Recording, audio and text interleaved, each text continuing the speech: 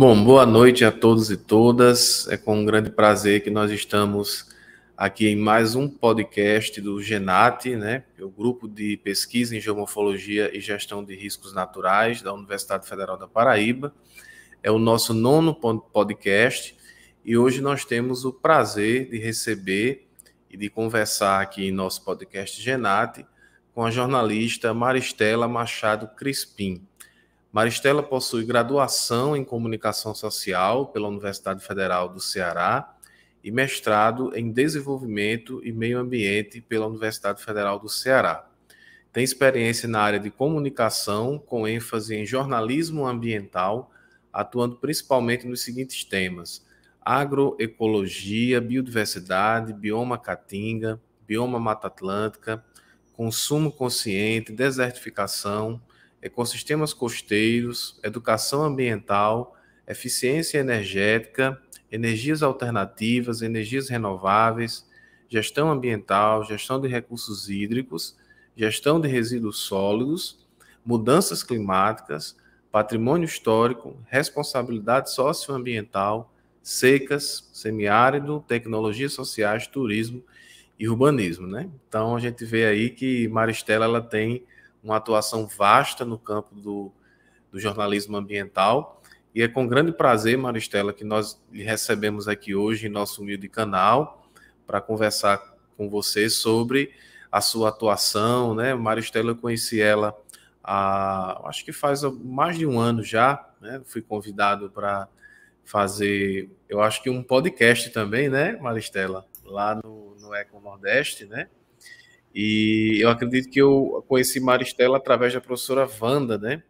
A professora Wanda Claudino, que foi professora aposentada lá do Departamento de Geografia da UFC. Então, Maristela, eu vou deixar esse momento inicial para que você possa fazer as suas colocações iniciais aqui em nosso podcast e, mais uma vez, expressar a nossa grande satisfação de tê-la aqui conosco. Bom, é uma grande satisfação estar aqui conversando com vocês, porque as universidades federais do Nordeste, sobretudo, têm sido minhas fontes recorrentes, né? Tanto do ponto de vista do ensino, da pesquisa, quanto das parcerias, dos diálogos. Tem sido, de antes da Eco Nordeste, super importantes, por acreditar na importância da ciência, por acreditar na importância das pesquisas que vêm sendo desenvolvidas para o desenvolvimento sustentável da região. Eu sempre estou buscando, estou procurando esse diálogo, e assim, é muita satisfação poder estar aqui participando dessa conversa com vocês, né, e poder trazer um pouquinho da minha experiência e do meu entrosamento com a área, com profissionais da área da geografia, principalmente aqui do Nordeste, mas, claro, tenho fontes em várias partes desse país, mas principalmente aqui na região, que é o meu foco de trabalho já há alguns anos. Muito obrigado, Maristela. Nós que agradecemos. Eu gostaria de iniciar, né, esse nosso podcast pedindo que você pudesse falar um pouco da sua trajetória, né? A gente perceber aqui, né, justamente pelo seu currículo, que você tem graduação em Comunicação Social e foi para o mestrado em Meio Ambiente, né? Então, a gente percebe que você não é apenas, não digamos apenas, né, mas não é uma jornalista que atua na área ambiental sem uma formação na área ambiental. Você foi para o mestrado, né, fez mestrado no Prodema, e aí você traz uma carga também de conhecimento na área do meio ambiente, né, muito importante para justamente qualificar ainda mais a sua atuação como profissional na área de comunicação. Então, queria que você falasse para nós aqui como é que foi a sua trajetória, o que é que lhe chamou a atenção, por exemplo, no curso de comunicação social, né? O que é que lhe chamou a atenção na área do meio ambiente, por que você decidiu fazer mestrado em desenvolvimento do meio ambiente e como isso contribui hoje para a sua atuação como profissional na área de comunicação.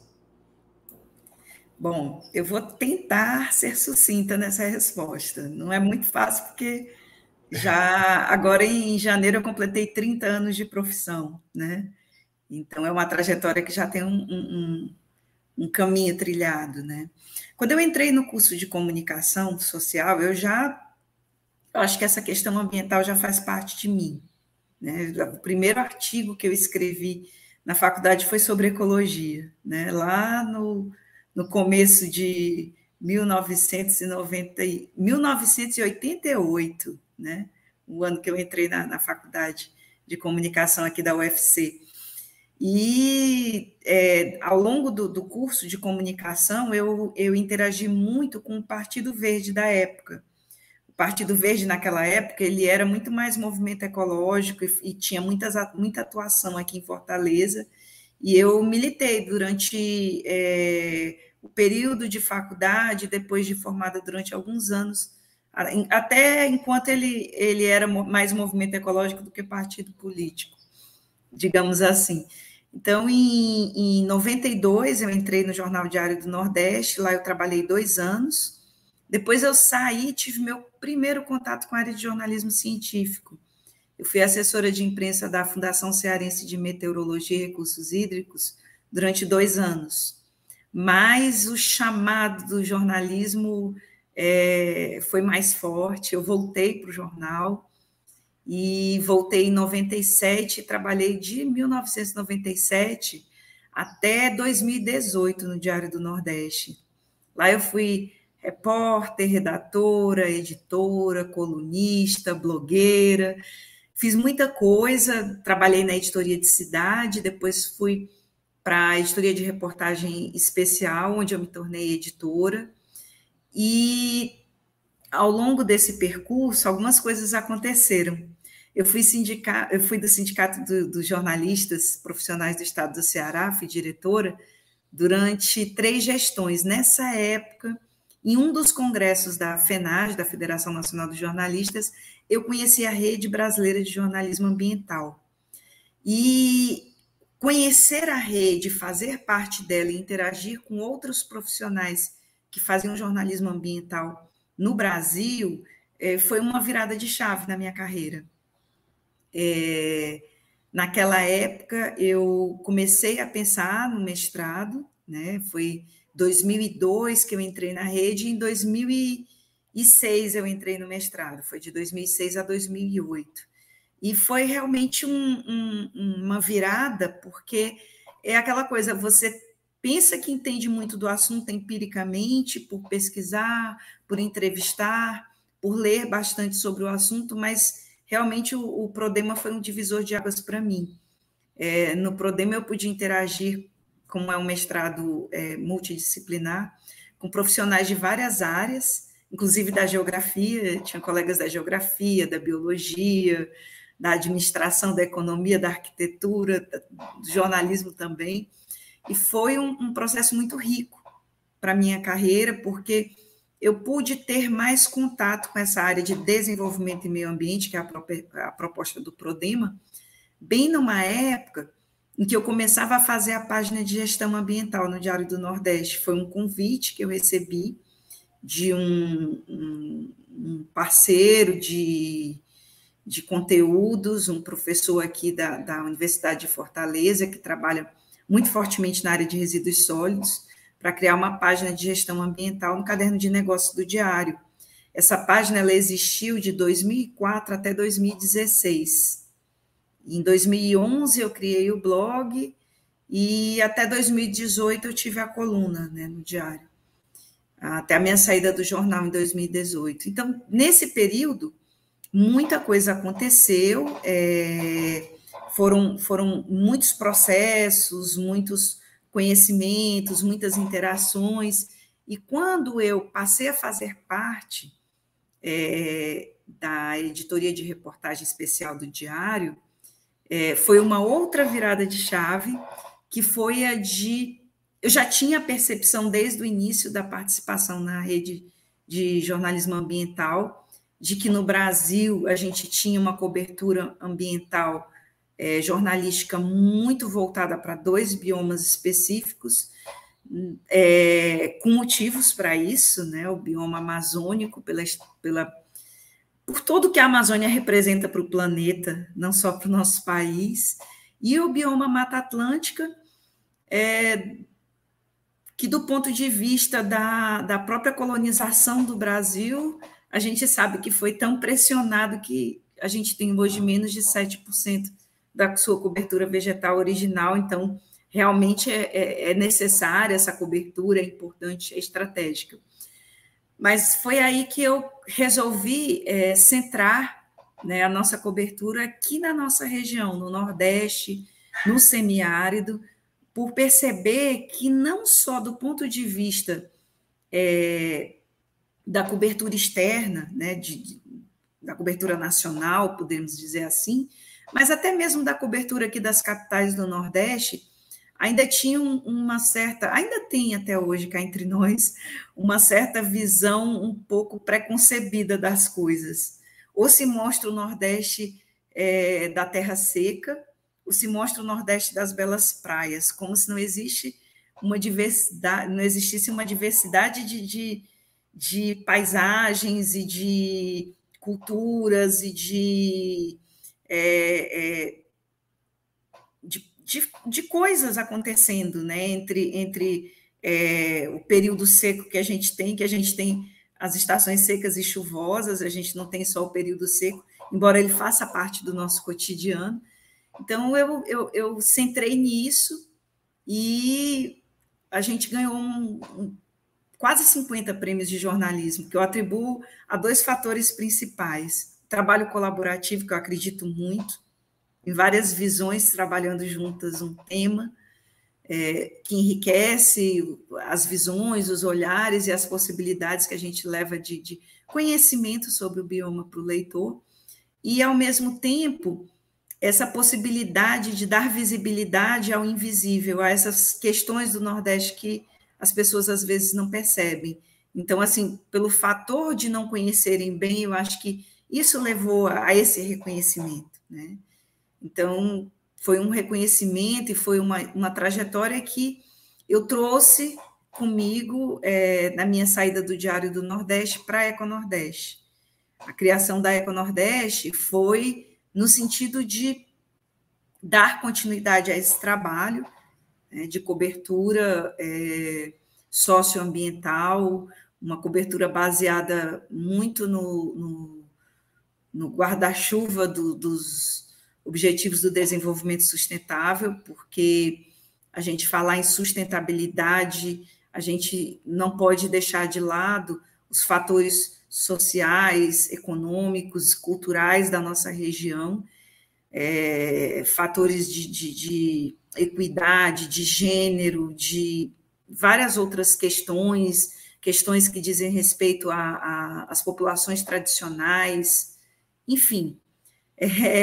Como você leu lá no início do meu currículo, é uma diversidade de temas, né, que a gente vem abordando e vem tratando dentro dessa minha trajetória, e que eu considero super importantes para a gente dar a nossa contribuição para o desenvolvimento sustentável da nossa região, né?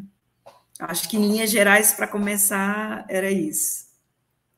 Certo, Maristela, obrigado aí pela sua resposta.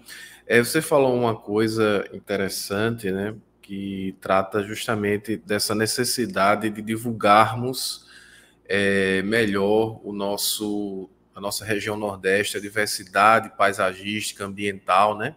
Isso realmente, eu converso muito com os meus alunos sobre isso,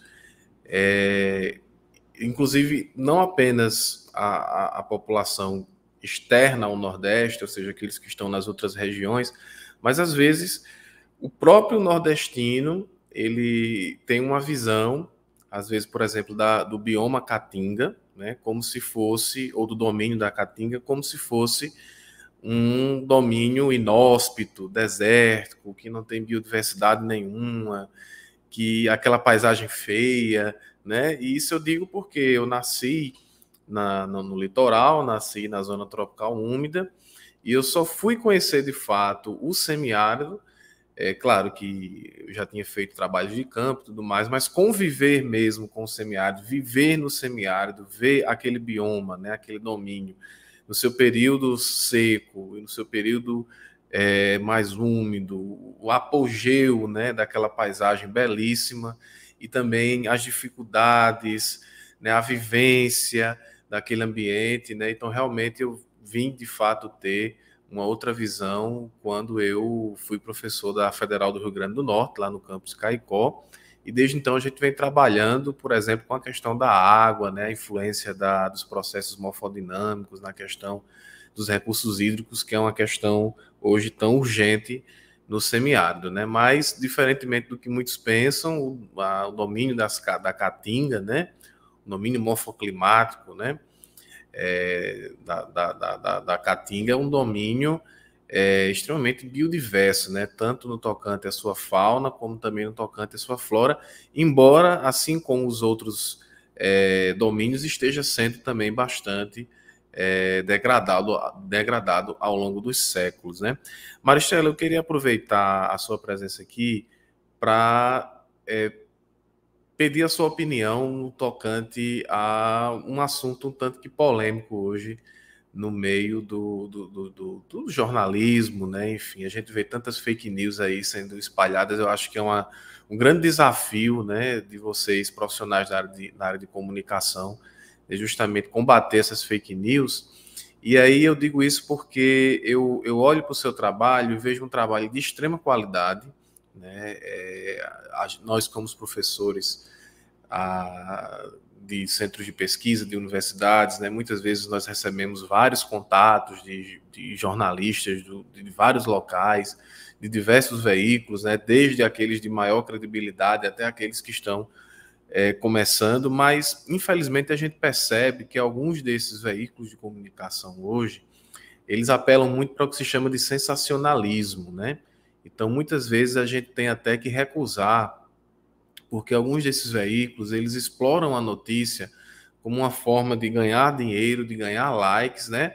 Claro que o profissional da área de comunicação, o jornalista, ele trabalha, ele vive disso, mas não é simplesmente o dinheiro pelo dinheiro, né? E o que a gente percebe é que muitas vezes existem blogs, páginas de Instagram, né, que exploram a notícia, colocam ali um título que você acha que é uma coisa, quando você entra é outra, né?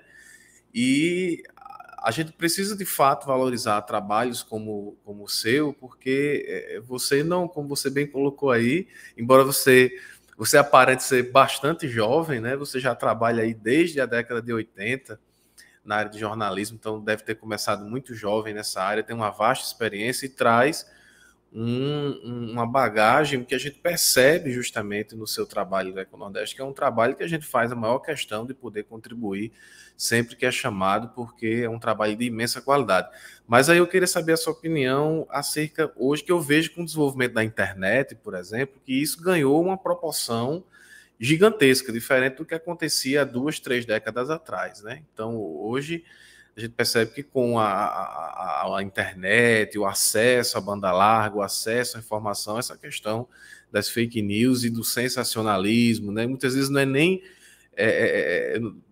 uma notícia falsa, de fato, mas ele acaba falseando, digamos assim, a notícia para conseguir alcançar likes. Eu queria saber a sua percepção acerca disso tudo, se possível também dando um foco na parte do meio ambiente. A área de comunicação, ela sempre teve um pouco disso, né? Sempre teve manchetes sensacionalistas, jornais sensacionalistas, programas sensacionalistas, né? E nessa era digital, a gente vive um outro fenômeno, né? A gente tem, se por um lado hoje nós temos uma democratização do acesso à comunicação, né? Hoje qualquer pessoa tem acesso a um smartphone e consegue acessar muita coisa por ali, né? Mas aí tem os dois lados, né? Tanto essa facilidade de acesso à informação facilita a pessoa ter informações de qualidade, quanto também acessar informações falsas, informações sensacionalistas, como você colocou, né?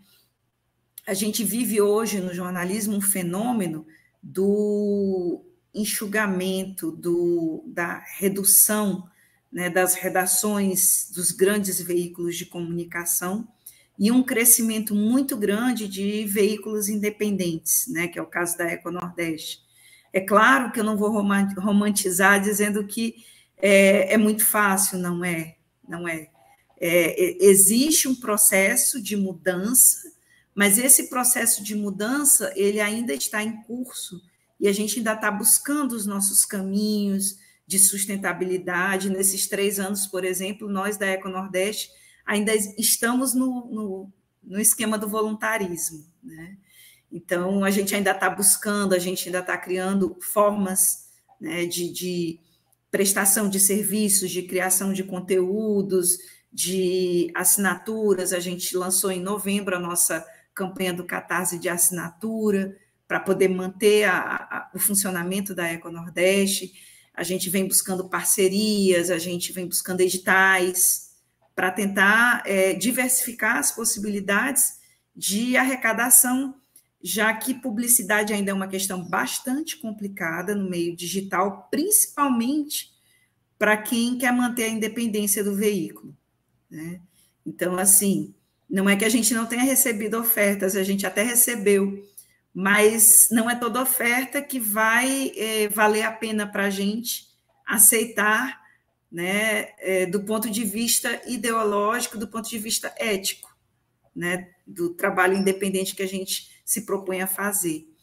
Então, assim, do ponto de vista da criação do conteúdo e da exposição de manchetes, é claro que a gente sabe que existem alguns critérios, que em jornalismo se chama critérios de noticiabilidade, né? Tem uma frase muito antiga de que a notícia não é o cachorro mordeu o homem, mas o homem mordeu o cachorro, né? Isso é até uma piada, mas que no jornalismo sempre funcionou um pouco, né? A gente sempre tem que ter um título o título de uma matéria, ele tem que remeter ao que está dentro da matéria. Nem sempre isso acontece, como você citou. Mas ele tem que buscar aquilo que tem de mais interessante dentro da matéria para as pessoas se interessarem de ler, né? A gente vive num mundo onde as pessoas leem cada vez menos, né? Às vezes elas só olham para a imagem, às vezes elas leem o título e muito raramente elas clicam para ler a notícia. E realmente precisa de uma imagem e de um título que conecte aquela pessoa para que ela venha a ler a notícia, e todo mundo que produz notícia quer que isso aconteça, né?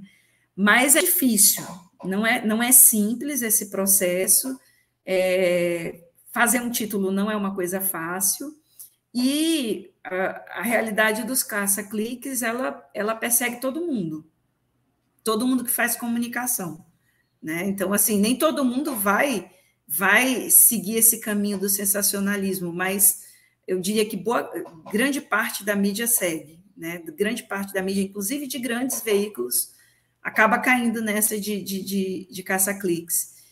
E com relação eu não diria fake news, mas a essa falta de conhecimento, essa falta de entendimento, essa abordagem, às vezes, muito superficial de uma questão tão complexa como a ambiental, ela leva a coisas que a gente não era para estar mais assistindo hoje.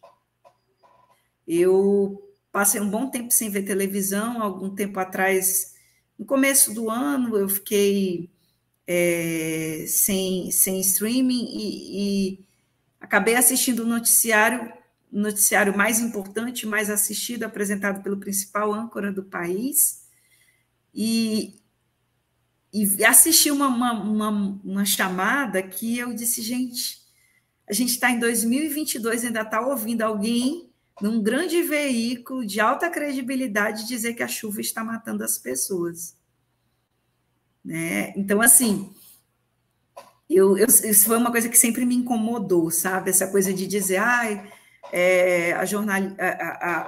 os jornais dizerem, né, a chuva matou tantas pessoas, né, e tal. Às vezes sim, às vezes não, falta o devido aprofundamento, de dizer o que empurrou as pessoas a viverem em áreas de risco, e explicar que aquelas áreas não deveriam ser ocupadas. Eu acho que a tua área é muito próxima disso, né? Vocês têm um grupo de estudos específico nessa linha, né? Inclusive, tem uma polêmica sobre essa história dos desastres naturais, que aí eu devolvo a pergunta para você, porque tem algumas questões que são bem delicadas, né? Existe realmente um desastre natural? Eu acho que existe, mas nem todos esses desastres que acontecem são naturais, porque no momento que o ser humano intervém na natureza, eu acredito que esse desastre deixa de ser natural, né? Acaba sendo um desastre por intervenção do ser humano ali, né? Mas a gente também não pode culpar as pessoas que vivem ali, elas vivem ali por absoluta falta de opção.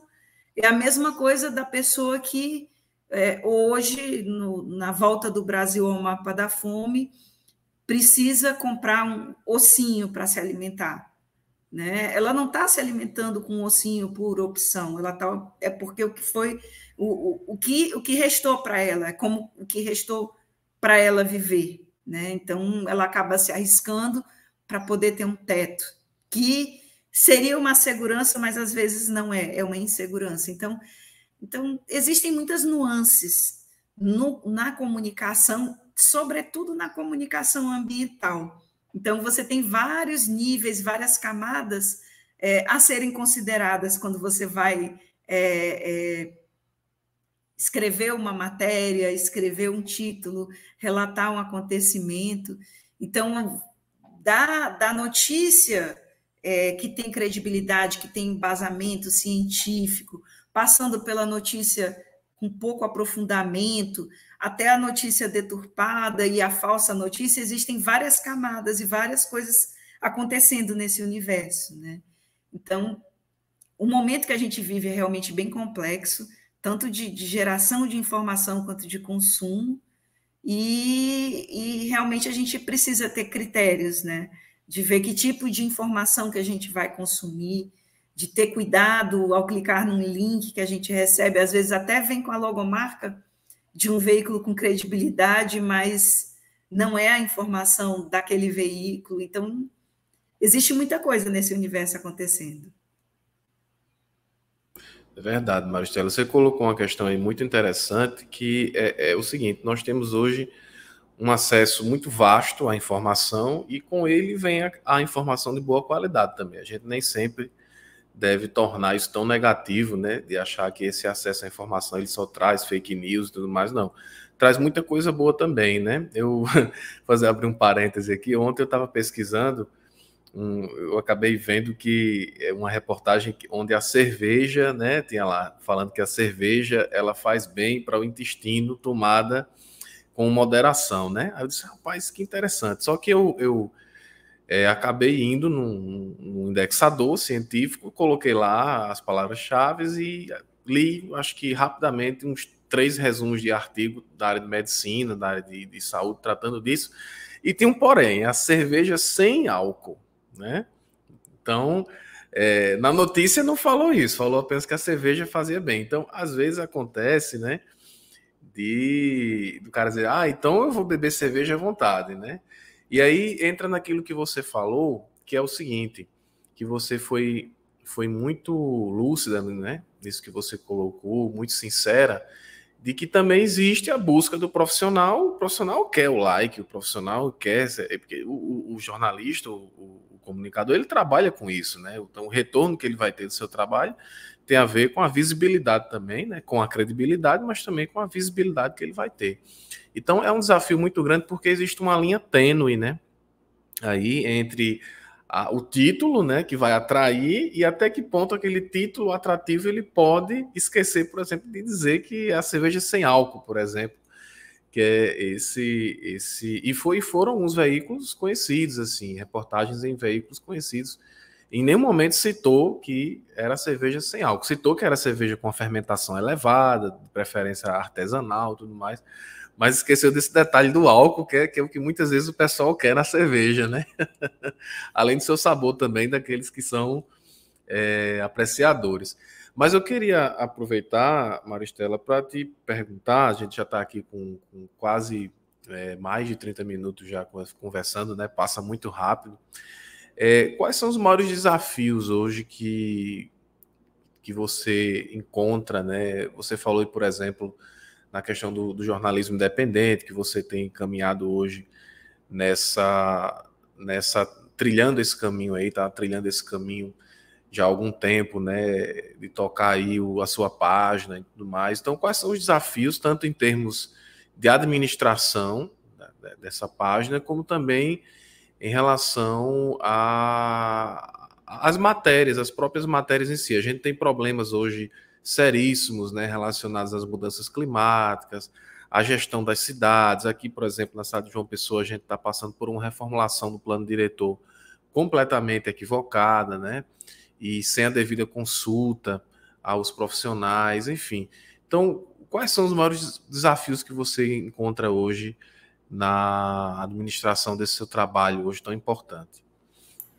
Bom, você colocou 2 pontos aí. Do ponto de vista do jornalismo independente, eu apontaria 3 coisas. Começando, né? Eu comecei no jornalismo no início da década de 90, então eu comecei a fazer jornalismo antes,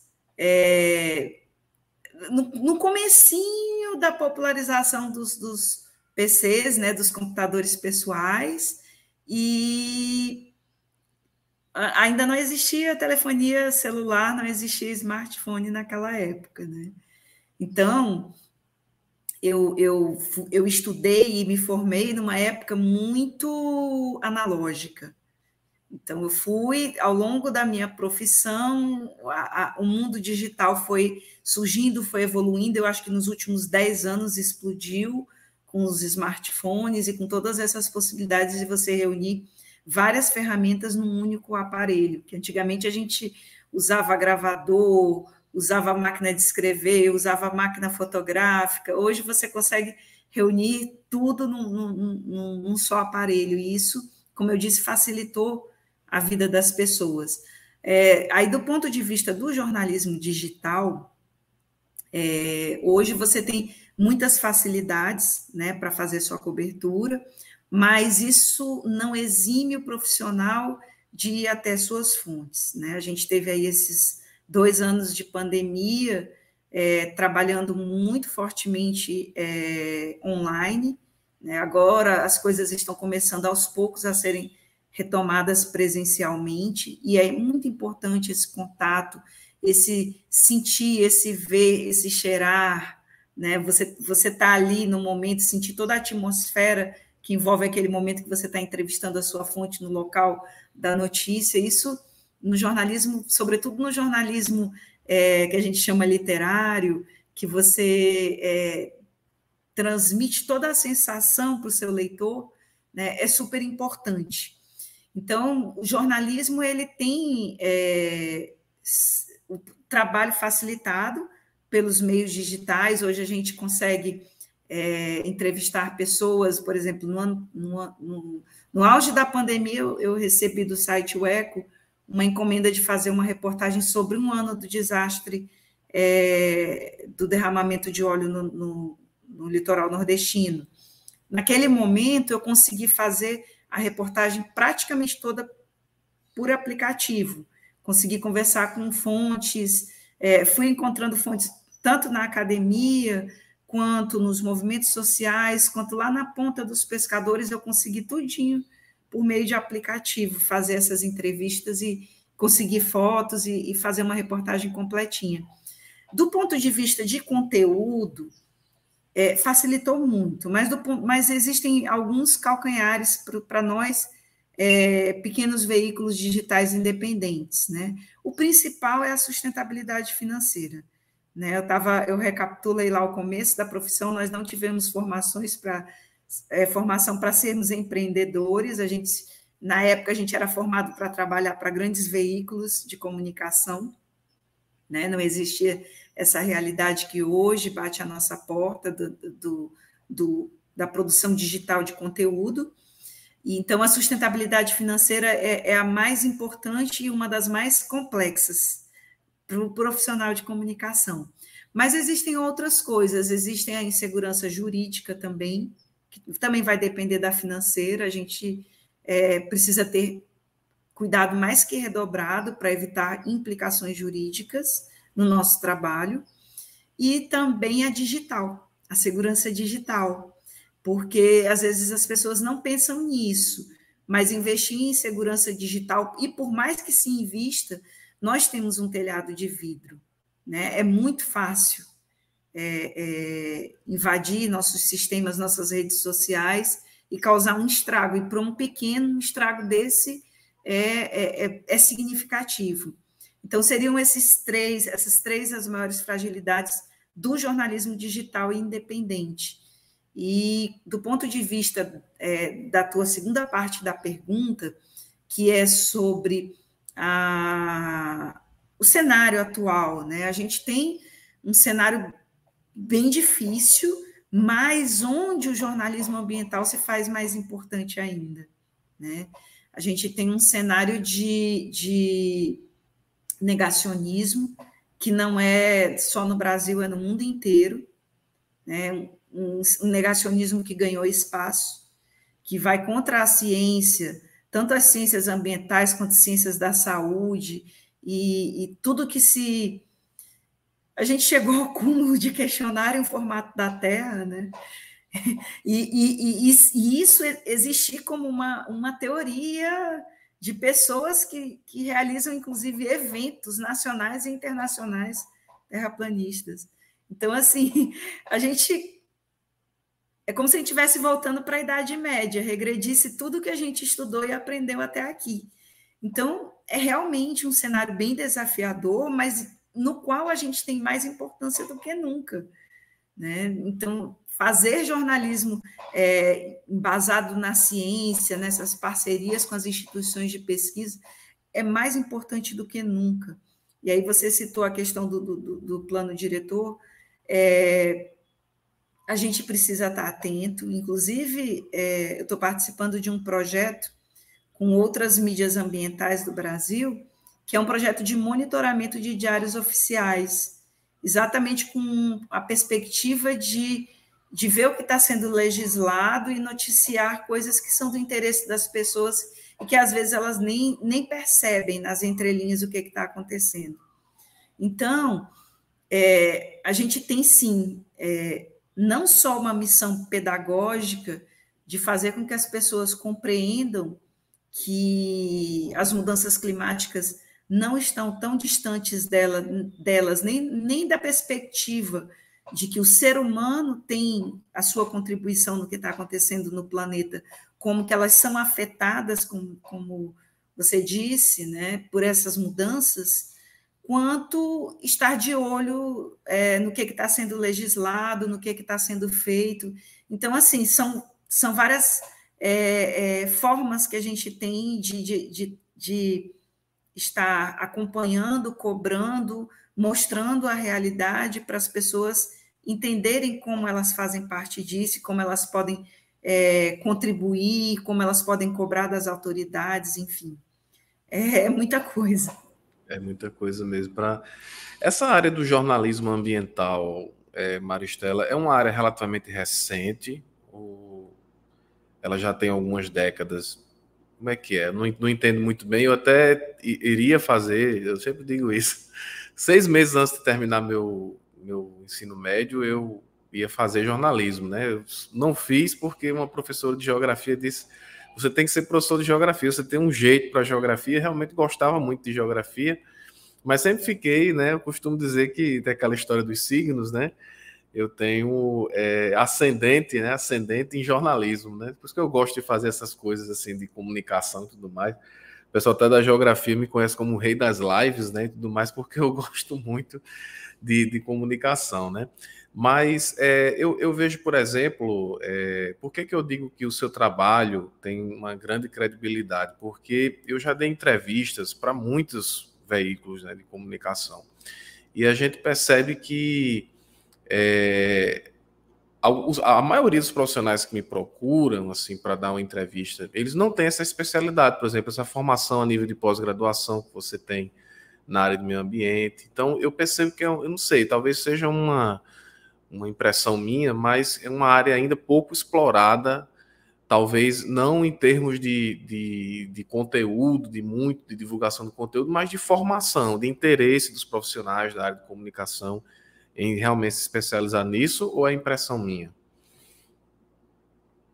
Excelente pergunta, e ela tem várias respostas. O jornalismo ambiental, ele acompanha muito a evolução das questões ambientais, né? Quando é que as pessoas começaram a se preocupar com as questões ambientais? Lá na década de 70, a gente teve Estocolmo, depois a gente vem, o grande boom, que eu diria, do jornalismo ambiental foi pós-Rio 92. Né? Rio 92 foi um marco para o meio ambiente no planeta, tanto para as questões de militância quanto para as questões de pesquisa e também para a área de comunicação. Tanto que naquela época surgiram vários veículos e editorias de meio ambiente, né, mais especializadas. Eu acho que, eu tenho certeza, dali para trás não existia isso. Isso passou a existir de 92 para frente. Uma década depois, exatamente, em 2002, foi que eu fui conhecer a Rede Brasileira de Jornalismo Ambiental, que surgiu ali no fim da década de 90, acho que foi 98 por ali, mas muito ainda embalado por esse processo da Rio 92. E aí você tem algumas questões, né? Você tem primeiro aquele boom, aí depois houve um esfriamento, aí as editorias começaram a diminuir, alguns veículos tiveram descontinuidade, e aí vieram outros momentos e outros processos. Eu acho que eu diria que um outro boom foi no primeiro relatório do IPCC, que aí sim se passou a ter jornalistas muito mais especializados nessa área de cobertura climática, né? Mas, do mesmo jeito que o pessoal que trabalha na área de educação ambiental, nós que trabalhamos na área de comunicação ambiental, nós vemos isso como uma coisa que deveria ser mais transversal. Qual seria o ideal? O ideal é que não existisse educação ambiental, nem existisse comunicação ambiental, que todas as pessoas de todas as profissões, de todas as editorias dos jornais, estivessem preocupadas com a questão ambiental, porque tem a ver com todos nós. Né? Mas, infelizmente, essa não é a realidade. Infelizmente, a maioria das pessoas, até mesmo por conta do imediatismo, das coisas mais prementes, das necessidades mais básicas, e também, eu diria, pelo nosso processo de desenvolvimento que nos apartou um pouco da natureza, né? Eu acredito assim, eu sempre coloco isso quando estou conversando sobre essas questões, que o homem lá atrás era muito conectado com a natureza, os nossos povos ancestrais, eles viviam a natureza, dependiam diretamente dela. Nós continuamos dependendo diretamente dela, mas existem tantos intermediários, tantos atravessadores, que as pessoas às vezes não param para pensar de onde vem a água que sai da torneira, de onde vem a roupa que veste, a comida que come, para onde vai o material que eu descarto. Então, assim, as pessoas se desconectaram tanto do ambiente natural que não percebem isso no seu dia a dia. E isso faz com que a educação ambiental seja necessária, o jornalismo ambiental seja necessário.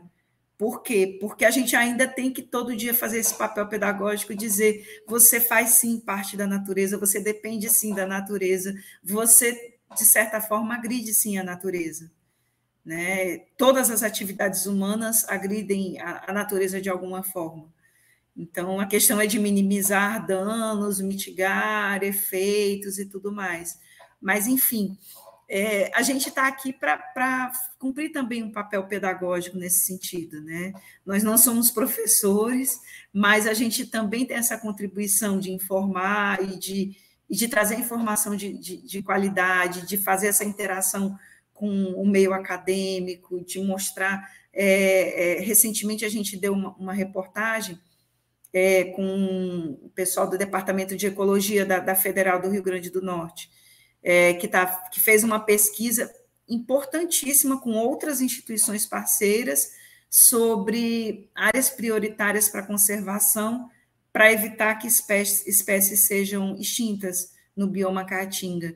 Então, assim, quando a gente noticia uma informação como essa, a gente está levando para perto das pessoas uma informação que ela desconhece, da biodiversidade, que ela existe, mas que ela está ameaçada, por que ela está ameaçada, como é que eu posso contribuir com isso, como é que eu posso deixar de pressionar esse ambiente que já tem sido historicamente pressionado, enfim. Como eu disse, muitas complexidades envolvidas nisso tudo. Verdade, Maristela. E aí já está se aproximando do final, mas você falando aí, eu fiquei com muita vontade de fazer essa pergunta, porque é uma coisa que me inquieta muito, né? Em muitos momentos, assim, eu converso isso bastante com os meus alunos também, em relação ao baixo retorno, né? A falta de, muitas vezes, de interesse dos gestores na questão ambiental, né? A gente vê um trabalho como o seu, um trabalho que dissemina cada vez mais essa informação ambiental de qualidade e ajuda, por exemplo, você falando da pesquisa do pessoal da ecologia, a disseminar tantas informações importantes de pesquisas. Essa semana mesmo estava fazendo uma revisão bibliográfica para um projeto que a gente vai conduzir agora nos próximos 3 anos aqui no litoral da Paraíba, sobre a erosão costeira, e eu refletindo, né, na época que eu era estudante de graduação, a gente precisava pesquisar sobre algum assunto e tinha que ir para a biblioteca e passava a tarde lá, não que hoje a gente não precise mais, mas a gente tem muita coisa, acho que 90% do que a gente pesquisa hoje, a gente consegue buscar em bases, né, indexadas. Então, a quantidade de informações que a gente tem hoje de pesquisas científicas que são divulgadas em periódicos nacionais e internacionais e que vocês fazem um papel importantíssimo em traduzir, né, essa informação para a população, que muitas vezes é uma informação ali científica, nua e crua, dura, né, que na linguagem científica muitas vezes é difícil de chegar à população, e vocês fazem esse importante papel. E aí eu pergunto, nesses anos todos que você vem trabalhando, Maristela, você tem, assim, qual é a sua impressão acerca, né? A minha é nota 0, assim, né? Quantas e quantas entrevistas a gente dá enfim, fica por isso mesmo, não tem retorno nenhum interesse, enfim, né? Parece que às vezes os pesquisadores, eles são um pé no saco, né? E qual é a sua visão, assim, acerca dessas pesquisas que vocês divulgam e tudo mais? É o que a gente sempre espera, né? Mas tem havido algum tipo de retorno? Você vê, assim, claro que tem muitos frutos, né? Isso a gente não vai deixar, mas por parte dos gestores, isso incomoda? Isso de certa forma sacode esse pessoal que está à frente, muitas vezes os prefeitos, os governadores, os legisladores, ou a impressão que você tem é a mesma que eu tenho, que ninguém está nem aí com nada? É bem complicado. É bem complicado. Às vezes me perguntam, inclusive em editais, né, sobre a repercussão do trabalho da gente em políticas públicas, por exemplo. A gente teve muita luta desde a Constituição de 1988, ao longo dos anos, para conseguir alguns avanços, né, na área ambiental no país. Hoje a gente vive um processo intenso de retrocesso disso, né, de negacionismo mesmo, do que a gente conseguiu conquistar com muito sacrifício. E eu atribuo esse sacrifício a uma união mesmo com a academia. A academia teve um papel muito importante na construção desse conhecimento que levou à geração de muitas políticas públicas, de regulamentações, de leis, né? Mas, assim, a gente vive um processo bem complicado, mas eu acho que não é hora de baixar a guarda, não é hora de desistir. Eu acho que a gente tem que continuar esse trabalho, é importante a continuidade da produção de pesquisas, a interação dessas pesquisas, a extensão universitária.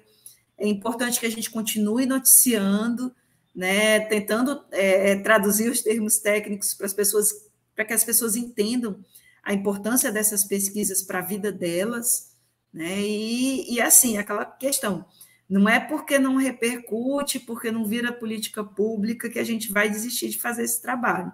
É um trabalho importantíssimo, fundamental, e que a gente tem que manter o pé firme e dar seguimento mesmo. Uma hora a gente vai ver alguma coisa, né? É porque, assim, realmente a gente vê, assim, hoje, né? Por isso que eu lhe fiz essa pergunta em relação ao jornalismo ambiental, porque, e você respondeu de uma forma muito categórica, assim, enfim, muito boa, que o crescimento da área ambiental, ela não ocorre somente no jornalismo, né? Mas ela ocorre em diversas instâncias e ela precisa estar unida, né? Em um bojo único, né? Porque justamente diz respeito à nossa vida, né? E muitas vezes as pessoas acabam, né? Isso não é só os gestores, mas infelizmente às vezes a própria população leva o tema ambiental como uma questão de terceira, quarta, quinta ordem, né? Eu digo isso porque muitas vezes quando surgem essas questões de desastres e tudo mais, às vezes as pessoas levam mais na brincadeira do que de fato a sério, né? Um outro dia tem um colega meu que dizia, mas o que é que você acha? O mundo vai acabar? Eu digo, não, primeiro, essa visão sensacionalista a gente não pode dizer que o mundo vai acabar. A gente está trazendo questões da emergência climática, da emergência ambiental, do desmatamento. Isso não quer dizer que o mundo amanhã vai estourar. Mas, aos poucos, a gente está tendo um problema que vai desencadeando vários e vários outros problemas. Então, essa questão sensacionalista, muitas vezes as pessoas querem a notícia, né, do desastre mesmo, e como aconteceu, por exemplo, com a questão do tsunami aqui, né, daquela notícia, daquele alarde todo com a notícia lá do Cumbre Vieja, né, que poderia causar um tsunami e tudo mais. Tinham pessoas que estavam até se organizando, fazendo malas para viajar. E, enfim, não sei, na cabeça das pessoas, às vezes, a questão ambiental ela é um pouco apocalíptica, né? Ela é um pouco, ela deixa de ser um pouco questão de gestão, de política pública, de emergências mais voltadas ao que nós precisamos cobrar dos governantes do que meramente uma questão apocalíptica, né? As pessoas acham que, enfim. Então, é uma questão, muitas vezes, de ignorância mesmo, né? Vejo que há uma ignorância e que o trabalho que vocês fazem é importantíssimo, né? Em conjunto, aí a gente vai sempre se unindo em prol desse trabalho.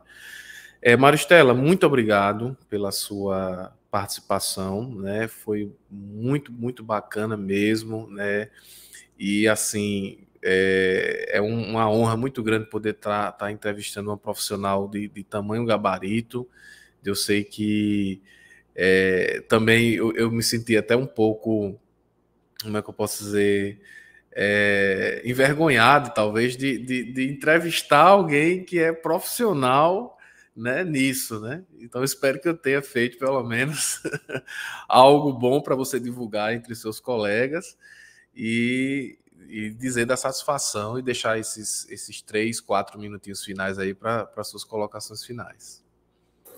Não, foi uma conversa ótima, adorei as perguntas. Eu acho que às vezes até falta um pouco esse caminho de volta, né? Porque às vezes a gente tira tanto de vocês e às vezes vocês não conhecem muito os nossos mecanismos. Então, assim, é muito legal a gente poder interagir, né? Interagir e fazer essas trocas. Foi ótima a conversa, adorei assim a abordagem, achei que foi interessante, inclusive, porque às vezes algumas experiências ruins, que até você citou, de alguns pesquisadores, os fazem ter um pouco de receio de dar entrevistas, né? Às vezes há também uns mitos, uns desconhecimentos sobre os meandros dos processos da comunicação para quem está dentro da academia. E é interessante que a gente possa fazer realmente essas trocas, né? Poder trocar conhecimentos sobre os dois universos e sobre essas interações, porque a cada dia a gente está num momento mais fluido, né, da comunicação que vai, que vem, que está aí, que está aqui, e que tem suas funções, seus públicos. Muitas vezes você tem as tuas lives com essa pegada de ser realmente uma coisa mais focada na ciência, para cientistas, e é um espaço importante que conquistou um espaço bacana a partir de um momento, né, triste que a gente vivenciou aí dessa pandemia com tantas perdas, mas que foi um movimento interessante que fica como um legado para vocês. E dizer que a gente está aqui, continua à disposição, quando quiserem divulgar alguma pesquisa que achar que seja relevante para a gente, pode procurar, a gente fica à disposição, a gente existe para isso, né? E aí a gente deixa aqui o canal da Eco Nordeste aberto para várias possibilidades de colaboração e de interações futuras. Muito obrigada. Com certeza. Assim que nós tivermos resultados mais efetivos desse projeto de pesquisa, que nós estamos unindo pesquisadores de Portugal, de Moçambique, né, para estudar a erosão costeira nos litorais de ambos os países, pode ter certeza que o primeiro veículo de comunicação que nós vamos procurar é com o Nordeste, com certeza. Maristela, muito obrigado, e as portas do canal estarão sempre abertas. Pedimos que você que participou, que assistiu, né, ouviu esse podcast pelo Spotify também, possa se inscrever em nosso canal, possa nos seguir no Spotify. Você que assistiu no YouTube, seguir, se inscrever, né, e curtir. E você que ouviu no Spotify, nos seguir aí para poder ouvir os próximos podcasts. Então, muito obrigado e até a próxima. Um grande abraço. Obrigada, até logo. Até logo.